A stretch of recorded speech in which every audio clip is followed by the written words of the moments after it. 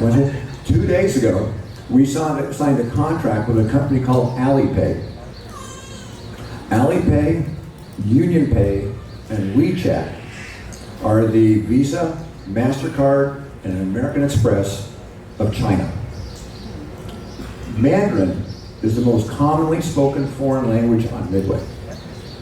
Just in the last 3 or 4 years. The China market is just exploding in terms of tourism, this week's politics notwithstanding. It is a sign of the times. We have an audio tour available in Mandarin that we invested in years ago. To have those 3 credit cards in China now marketing your legacy directly to consumers, beyond the tour operators who we work with in China and Japan and South Korea and so on, it's going to be a huge boon to Midway and preserving your legacy. So those kinds of, that's been years in the making. But to have those 3 signed up, they're going to be investing their marketing dollars promoting Midway to 1 billion Chinese who travel. The numbers are just extraordinary. This same video crew was aboard last week. We are now going to begin exporting your experience, your legacy outside the hull for the first time, starting around July 4th. We are producing kind of like a TV season, 6 episodes of basically short videos, podcasts. They're going to be on YouTube and promoted by social media about life aboard Midway, various themes and so on, underwritten by USAA, one of our great partners. They have underwritten, right out of the gate, 18 episodes. So this year, there'll be 6 episodes rolling out every 2 weeks between July 4th and Veterans Day. That's our season. They live forever on social media, YouTube, and so on. Next year, 6 new ones. The following year, 6 new ones. We're close to signing up some other underwriters so we can do more of those.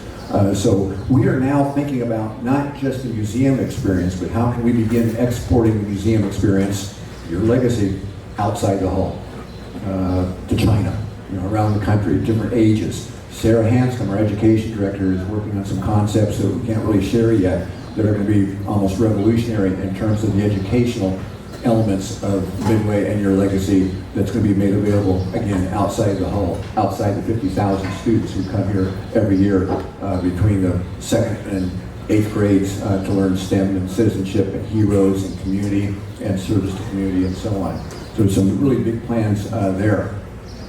You never know what the phone's going to bring, the next phone call.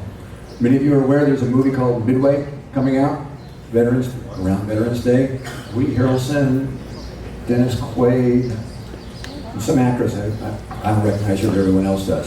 Lionsgate Studio, they're talking to us about doing something, perhaps the worldwide premiere here on your flight deck. A lot of logistical elements and so on about that, but at a minimum, I think there's going to be a major social media campaign based on the movie, the cast, and your ship. So those conversations are taking place right now. Next year is the 75th anniversary of the commissioning of Midway, and the end of World War II.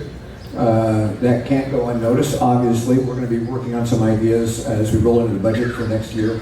Don't have anything specific to share quite yet, but we'll see what we can come up with. It was a big deal for us 5 years ago, as we've done with Operation Frequent Wind, anniversaries of the Battle of Midway itself, working very closely with the Navy across the street.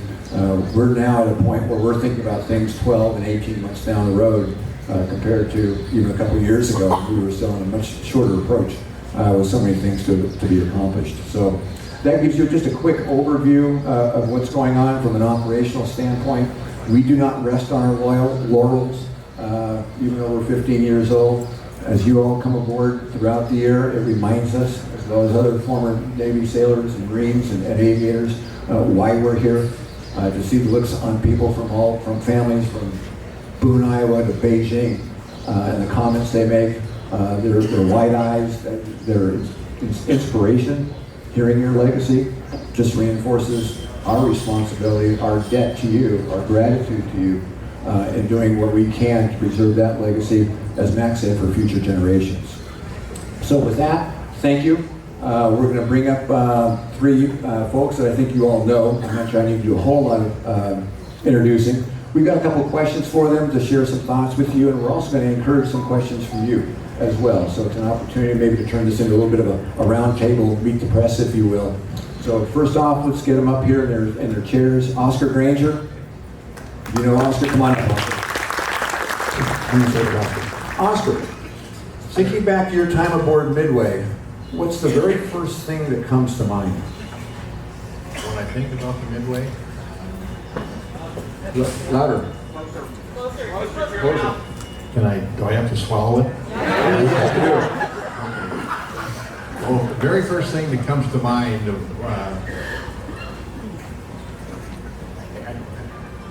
probably back in about 91 or 92, and I was on a business trip to San Diego. And I think, Scott, you'll have to help me out. You were in an office. You had an office over right next to the window, or right next Yes. to the little. It used to be called the Holiday Inn right down the street here, now it's the window. Yeah, you were in an office there, and the office was called the San Diego Aircraft Carrier Museum. Correct. And I remember walking by that thinking, I wonder what that's about, you know. I walked in and Scott was the only person in that office. I don't think there was room for more than one person in there. Small conference table.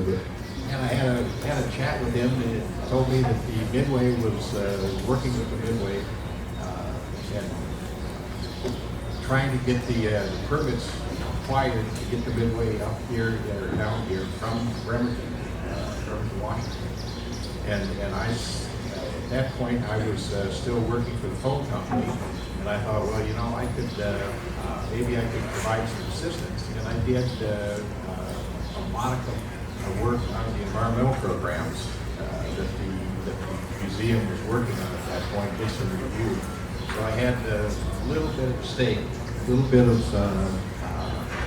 if you will, skin in the game in terms of the permitting process.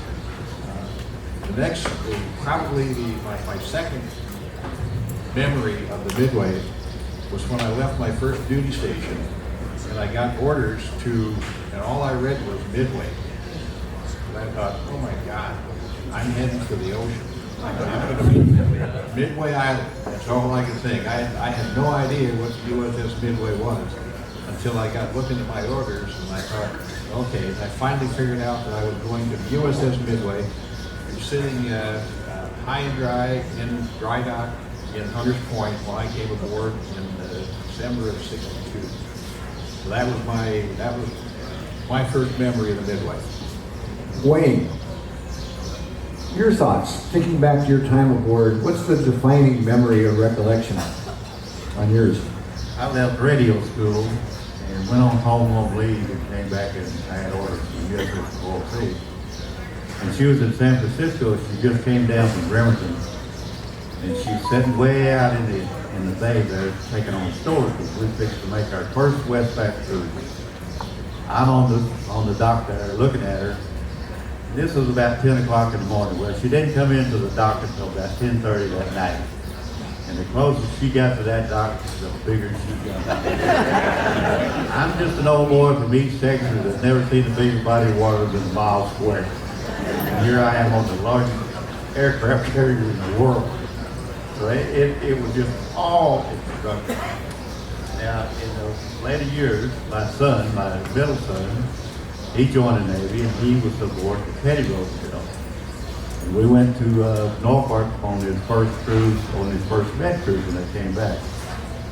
And I have no idea how much bigger they've got since the Midway and the Coral Sea.